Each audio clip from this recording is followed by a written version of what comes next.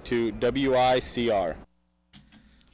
Joe D here alongside with Mike Damergis for Jets Nation Radio. Another humiliating loss for the New York Jets, falling 23-3 to the Miami Dolphins.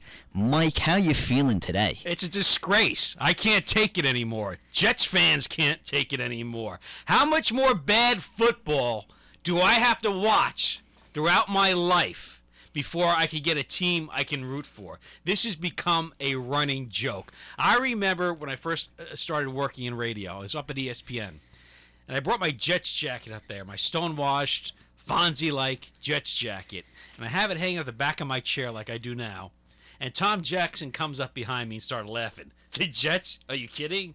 I says, don't worry, I'm going to stick by my team. Someday, they're going to bring me a championship. I'm wrong.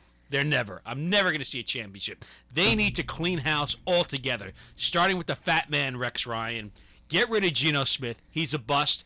Mark Sanchez, send them away. They need to do something drastic.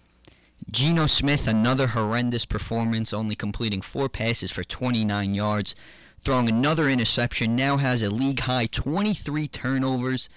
What do the Jets do with their quarterback situation now in the remaining 4 games? They got to throw the rest of the games and draft a quarterback in this upcoming draft or make a trade. I know they wanted to try and make a play for Alex Smith.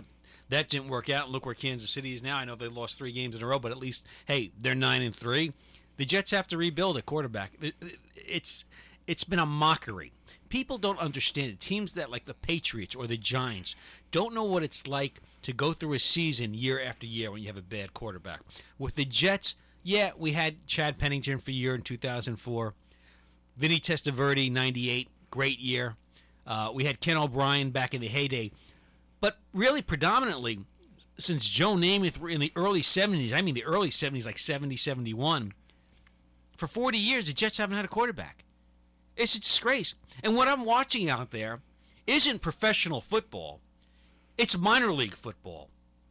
This is an absolute disgrace. I gave away my tickets to one of my friends. I said, here you go. I know how this thing ends. It's unwatchable. It's unfathomable. It's minor league football. New York Jet fans deserve better than this, and they're not getting it. When will they get this? It's up to John Idzik to turn things around. Oh, the only thing I can hold to is my glory days with the Sack Exchange in the early 80s, and they weren't that glorious.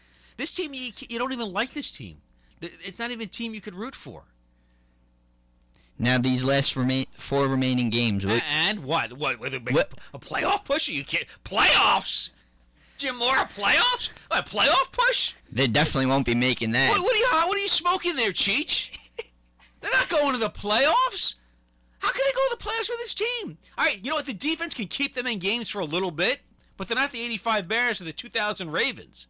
It's a good defense.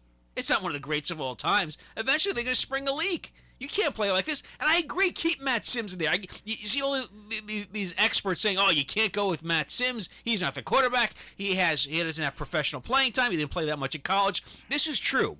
But at least he grew up in a quarterback in a football house.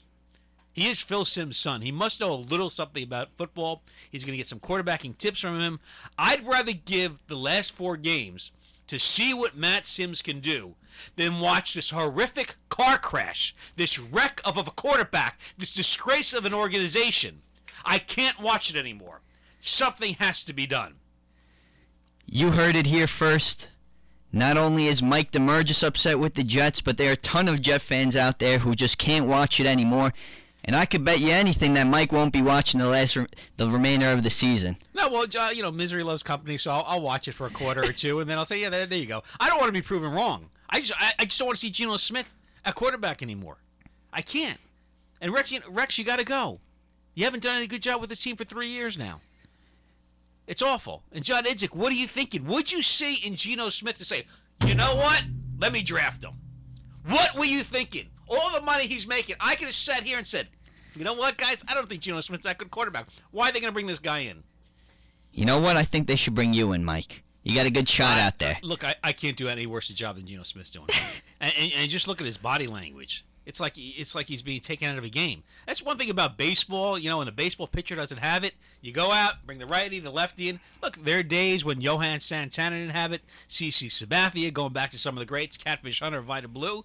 But in football, you have no choice but even when your quarterback's playing bad to keep him in there. But this isn't Dan Marino. Okay, he's going to turn around in the second quarter. He's not going to turn it around. Not John Elway. You know, they can have a bad half. I guarantee at halftime they're turning things around in the third and fourth quarter and going to lead their team to victory. It's not happening with the Jets. They need to, once again, they need to find a quarterback. And this is continual, I tell you. Constantly trying to find a new quarterback. The Giant fans, okay, they're not playing good. They stink this year. You know what? They could go out and find a receiver. They could draft a receiver, get an impact linebacker. They still at least got the quarterback. I know he's not having a great year, but he's still Eli Manning. What's a bet Geno Smith is going to do? I think we saw the best. That's it. They got the fluke win against the Patriots. It's over! It's over. It's over! It's done. It's finished. You heard it here first. That's it for Jets Nation Radio. Joe D here alongside with Mike Damergis. We'll see how the rest of the season remains and who actually will show up under center for New York next week. And you got Sports Central coming up with you and John Franchini.